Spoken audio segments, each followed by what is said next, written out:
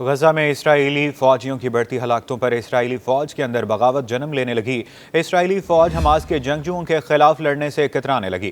اسرائیلی فوج کے مزید 15 سپاہیوں نے ایک خط پر دستخط کر کے اعلان کیا ہے کہ وہ یرغمالیوں کی رہائی کا معاہدہ طے ہوئے بغیر اپنے فوجی خدمات جاری رکھنے کو مسترد کرتے ہیں۔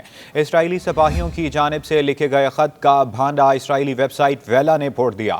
اسرائیلی اخبار یروشلم پوسٹ کے مطابق اس سے پہلے 138 فوجی بھی اسی موقف پر دستخط کر چکے ہیں۔ اخبار نے یہ بتایا کہ دستخط کرنے والے بعض فوجیوں نے یہ اشارہ دیا ہے کہ یہ ان کی خالیہ خدمات کا اختتام ہے، جبکہ دیگر فوجیوں نے اس انتباہ کے لیے دستخط کیے ہیں کہ وہ نقطہ اختتام پر پہنچ چکے ہیں۔ مذکورہ خط اسرائیلی وزیر اعظم بنیامین نیتن یاہو، وزیر دفاع یوآو گیلنٹ، فوج کے چیف آف سٹاف ہرتزی ہیلفی اور حکومتی ارکان کو بھیجا گیا۔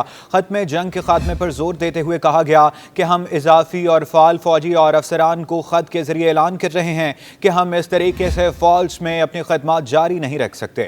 غزہ کی جنگ میں ہمارے یرغمال بھائیوں اور بہنوں کے لیے موت کا فیصلہ سنا رہی ہے۔ ادھر غزہ پٹی پر صہیونی حکومت کے مسلسل حملوں کے باوجود فلسطینی مجاہد صہیونیوں پر مسلسل حملے کر رہے ہیں اور غازہ فوج کو بھاری نقصان پہنچا رہے ہیں۔ عزیز الدین القاسم بریگیڈ نے جبالیہ کے تل الزعتر محلے میں صہیونی فوج کے ایک مرکاوا ٹینک کو ایک طاقتور بم سے تباہ کرنے کی ویڈیو جاری کی ہے۔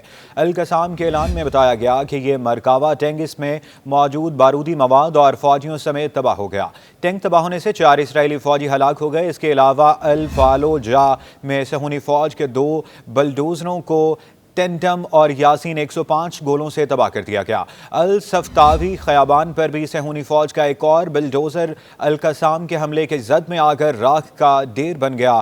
شہدائے الاقصی بریگیڈ نے بھی اعلان کیا ہے کہ نترازیم کے علاقے میں متعدد صہیونیوں کو نشانہ بنایا گیا، جس میں کم از کم 1 غازہ فوجی ہلاک اور کئی زخمی ہو گئے۔ صہیونی فوج کے ترجمان نے بھی ناہال بریگیڈ سے وابستہ ایک اسرائیلی فوجی کے ہلاک ہونے کی خبر دی ہے۔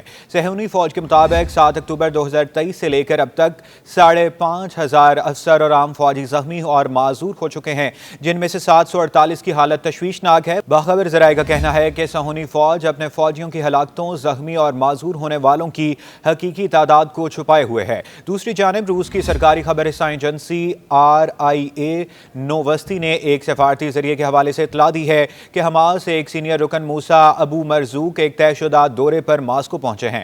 RIA نے مزید تفصیلات فراہم کیے بغیر کہا کہ حماس کے سیاسی بیورو کے رکن ابو مرزوق روسی حکام کے ساتھ کئی ملاقاتیں کرنے کا ارادہ رکھتے ہیں۔ روس کے اسرائیل، ایران، لبنان، فلسطینی اتھارٹی اور حماس سمیت مشرق وسطیٰ کے تمام اہم فریقوں سے تعلقات ہیں۔ ماسکو نے بارہا مشرق وسطیٰ کے موجود بحران کا الزام امریکی سفارتکاری نظام پر عائد کیا ہے اور اسرائیلی حماس جنگ بندی اور پرامن حل کی تلاش کے لیے مذاکرات کی بحالی پر زور دیا ہے۔